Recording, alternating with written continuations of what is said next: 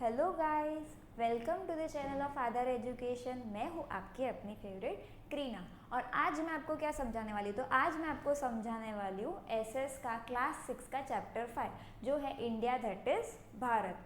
तो हम वो चैप्टर में क्या पढ़ने वाले, पहले हम वो कोट से शुरू करेंगे जो श्री औरोबिंदो जी ने लिखा है। ठीक है, तो वो कोट में वो क्या समझाना चाहते हैं, तो वो ये समझाना चाहते हैं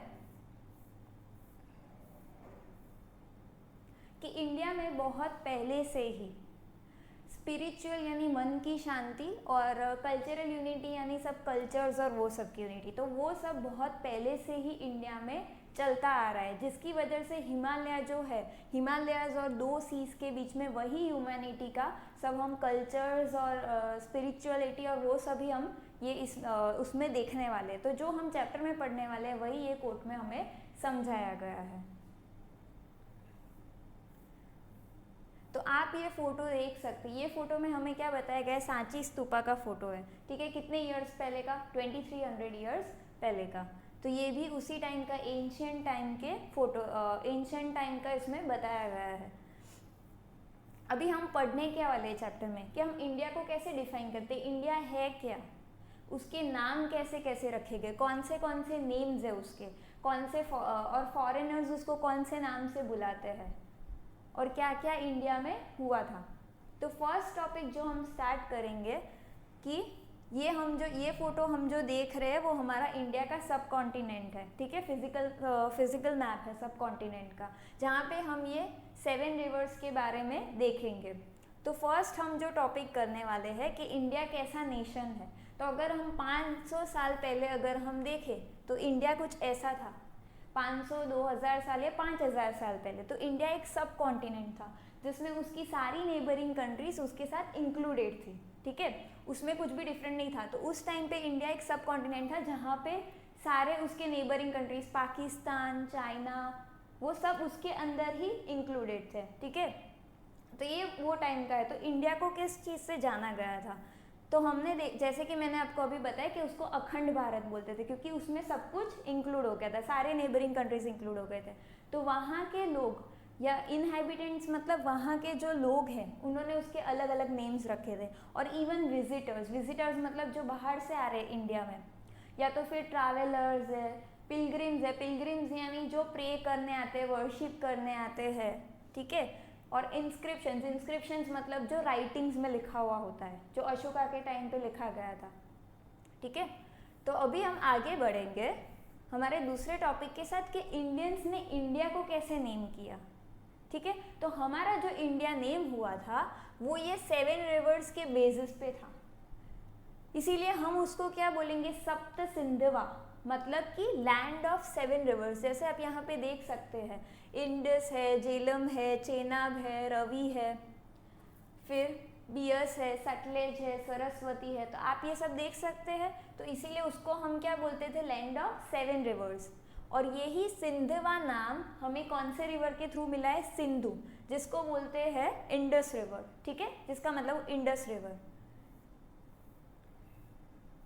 अगर हम आगे बढ़े तो यहाँ पे हम जो टेक्स्ट की, पहले हमने ऋग्वेदा की बात की जो हम आगे 7 चैप्टर में पढ़ने वाले हैं। बट अभी हम जब बात करें कि महाभारत, तो महाभारत के भी जो क्षेत्र थे, मतलब जो रीजन्स थे, वो यहाँ सब इंडिया के उधर ही आते हैं। जैसे कि मैं आपको ये मैप में बता सकती हूँ, यहाँ पे जो ये सारे रीजन्स है जिसमें क्या क्या आ गया, कुरुक्षेत्र आ गया यानी हरियाणा का पार्ट आ गया। फिर हम देख सकते हैं कि वहाँ पे क्या बोलते हैं, कश्मीर, मतलब जो हमारा अभी ओरिजिनल कश्मीर है। वंगा यानी कि बंगाल का एक पार्ट है। फिर प्रगज्योतिष क्या है, आसाम का एक पार्ट है। फिर कच्छ, तो कच्छ किसका पार्ट है, जो अभी ओरिजिनली कच्छ है, जो हम गुजरात के आसपास देखते हैं। फिर केरला किसका पार्ट है, तो आज अभी भी उसको केरला ही बोलते हैं। ठीक है, तो हमने काफ़ी कुछ देखा कि एंटायर सब, अभी ये क्यों हो रहा था सब कॉन्टिनेंट मतलब इंडिया में, क्योंकि हमारे जो इंडियन टेक्स्ट है वो बहुत डिफ़िकल्ट थे। तो यही क्वेश्चन आता है कि महाभारत ने कौन सी टर्म्स यूज़ की थी। तो महाभारत ने 2 टर्म्स यूज़ की थी। कौन सी 2 टर्म्स महाभारत ने यूज़ की थी,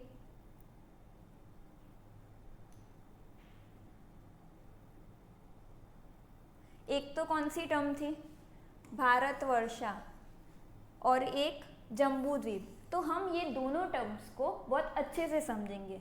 तो पहले हम किससे स्टार्ट करेंगे कि भारतवर्षा, वो टर्म को भारतवर्षा क्यों बोला गया था, हम वो समझेंगे। तो भारतवर्षा मतलब कि पूरा एंटायर सब कॉन्टिनेंट, और वो टेक्स्ट और जो भारतवर्षा है उसमें क्या क्या इंक्लूड होता है, तो उसमें काफ़ी सारे रिवर्स और लोगों के नाम हैं। तो यहाँ हम लोग ऐसा लिख सकते हैं, अगर आपको नोट्स बनानी है तो, कि भारतवर्षा है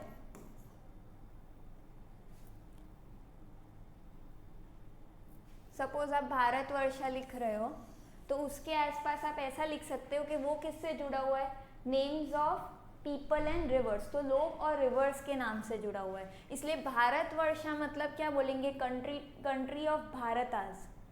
भारत मतलब कि ऋग्वेदा में जो फर्स्ट नेम आता है, जो पहले के वैदिक ग्रुप्स में बोला गया था। तो अभी के अगर हम लिटरेचर में देखें तो भारत नाम हम देख सकते हैं जो मेंशन होता है किंग का, बहुत सारे किंग का नाम क्या होता है, भारत, ठीक है।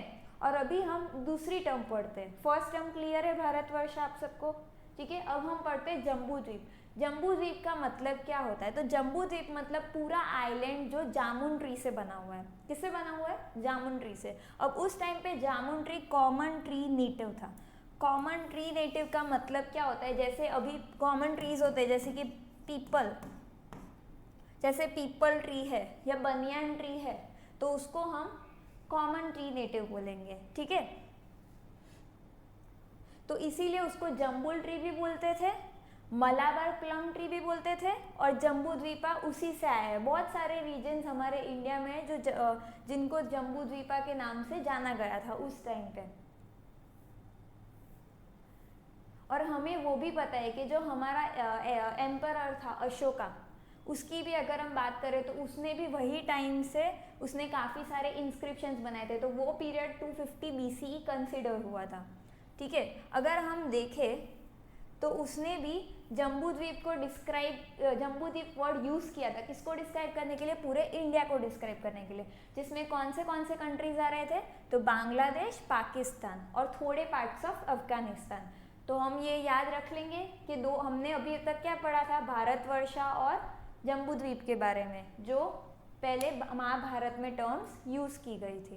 तो अब हम शुरू करेंगे एक नए टॉपिक, एक नए कोट के साथ जो हमारे भारत के लिए यूज़ किया गया था, इंडियन सब कॉन्टिनेंट मतलब अखंड भारत के लिए, ठीक है। तो ये कोट ऐसा लिखा हुआ है कि कंट्री दैट उत्तरम या समुद्रवस्यम हिमाद्रेस क्या दक्षिणम वर्षम ताड़ भारतम नाम, ठीक है। तो मतलब बोला गया है कि जो कंट्री नॉर्थ से होती है, ठीक है, snowy north of the ocean, ठीक है, नॉर्थ ऑफ द ओशन से है, और south of the snowy mountain, उसको अपन क्या बोलेंगे, भारत बोलेंगे, ठीक है। मतलब नॉर्थ, यहाँ पे ऊपर नॉर्थ कहाँ से, ओशन के नॉर्थ से मतलब ऊपर साइड से, और माउंटेन के नीचे साइड से मतलब साउथ से, तो उसको हम क्या बोलेंगे, भारत, ठीक है। अभी टर्म भारत उसका मतलब क्या होता है, भारत को हम क्या लिखते हैं, भारतम भी लिखते हैं, ठीक है। नॉर्थ में हम उसको भारत बोलते हैं, साउथ में हम उसको भारतम बोलते हैं, ठीक है। इतना क्लियर है।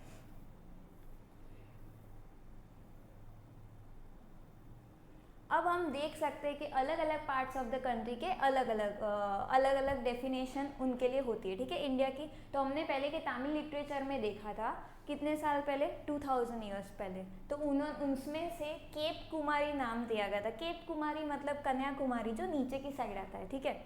तो वो साउथ में आता है, कहाँ से, एक ग्रेट माउंटेन रेंज, यानी ऊपर से अगर हम नीचे देखें तो वो नीचे की साइड आता है, ठीक है। From the great mountain to the north, from oceans to the east और वेस्ट, ओशंस ईस्ट और वेस्ट में दोनों साइड होते हैं। तो अभी हम क्या देखेंगे कि great mountain in the north, और वो हमें उससे क्या आइडेंटिफाई करने को मिलेगा कि केप कुमारी क्या होता है।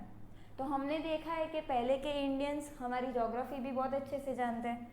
अभी इंडियन कॉन्स्टिट्यूशन में क्या फेज लिखा गया था, जो इंग्लिश में लिखा गया, उसका कॉन्स्टिट्यूशन का मतलब क्या होता है, तो कॉन्स्टिट्यूशन मतलब रिटन डॉक्यूमेंट होता है जिसमें रूल्स और वो सब चीज़ों के बारे में मेंशन किया जाता है, ठीक है, रूल्स और बेसिक फंडामेंटल राइट्स के बारे में।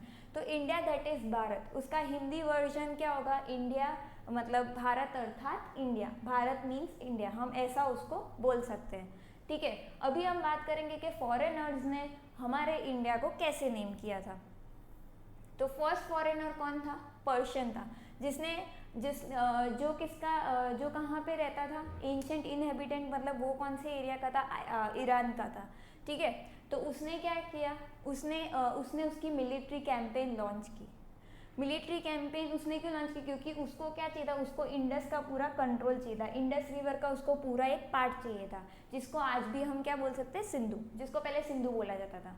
ठीक है, तो हमने पर्शियंस जो है वो इंडिया को कैसे बोलते थे? हिंद या हिंदू।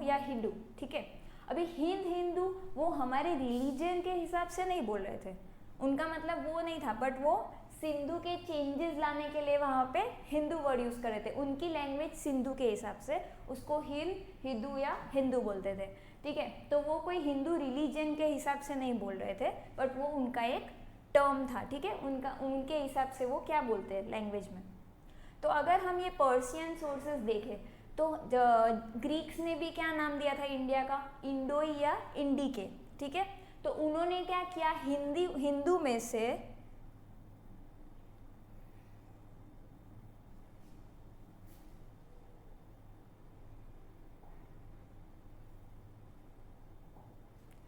उन्होंने क्या किया? हिंदू वर्ड में से एच निकाल दिया था। ठीक है, तो जब एच निकाल दिया तो वो वर्ड का इंडो या इंडिके ऐसा उन्होंने उनको प्रोनाउंस किया था, क्योंकि ये एच वर्ड, ये ऐसा कोई वर्ड उनकी लैंग्वेज में आता, मतलब ऐसा वर्ड उनकी लैंग्वेज में एग्जिस्ट ही नहीं कर रहा था, मतलब आता ही नहीं था। तो अभी हम देखेंगे कि सिंधु को उन्होंने क्या बोला? हिंदू, और हिंदू को इंडो या इंडिके। ठीक है, तो ये हमें याद रखना है। अभी नेक्स्ट हम जाएंगे कि चाइनीज उनको क्या बोलते थे। पहले हमने किसका पढ़ा था? पर्शियंस का, कि पर्शियन हमारे इंडिया को कैसे डिस्क्राइब कर रहे थे। फिर हमने क्या पढ़ा कि ग्रीक्स क्या करते थे, और अब हम क्या पढ़ रहे हैं? चाइनीज। तो चाइनीज लोग क्या बोलते थे उसको? यिंटू या यिंदू। इंडिया को क्या बोलते थे? यिंटू या यिंदू। तो ये वर्ड भी कहाँ से आया? सिंधु से उसका हुआ हिंदू, हिंदू से क्या हुआ? इंदू, और इंदू से क्या हुआ? यिंदू।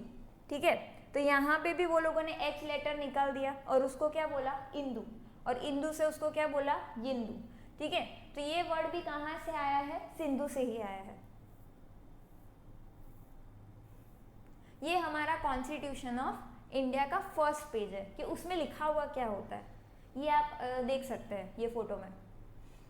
यूनियन और इट्स की टेरिटरी के बारे में लिखा है, तो वो सब आप बाद में नेक्स्ट चैप्टर्स में देख सकते हैं। अभी ये जो है ये चाइनीज ट्रैवलर है, इसका नाम क्या था? इसका नाम ज़्यून ज़ैंग था। ठीक है, जिसको यून सैंग बोलते थे, और वो कहाँ से ट्रैवल कर रहा था? वो चाइना से इंडिया ट्रैवल कर रहा था। तो उसने काफ़ी सारी प्लेसेस देखी इंडिया में, वो काफ़ी सारे स्कॉलर्स को मिला, उसने बुद्धिस्ट टेक्स्ट के बारे में पढ़ा, और वापस वो चाइना कितने साल बाद गया? 17 साल बाद गया। तो यहाँ पे उसने क्या किए थे? जो मेनूस्क्रिप्ट्स होते हैं, जो रिटन थे, जो रिटन राइटिंग्स जो थे, रिटन हैंड राइटिंग्स, वो क्या उसने क्या किया? उसको ट्रांसलेट किया। कहाँ से? From Sanskrit to Chinese. ठीक है, और काफ़ी दूसरे टाइप के चाइनीज स्कॉलर्स भी उस टाइम पे इंडिया में आए थे। अभी चाइनीज वर्ड से हमें एक और वर्ड मिला था इंडिया के लिए, सिंधु के लिए, वो क्या था? ट्यांगजू। अब ट्यांगजू ये भी आपको याद रखना है कि ट्यांगजू ऐसा कुछ भी वो लोग एग्जाम में पूछ सकते हैं।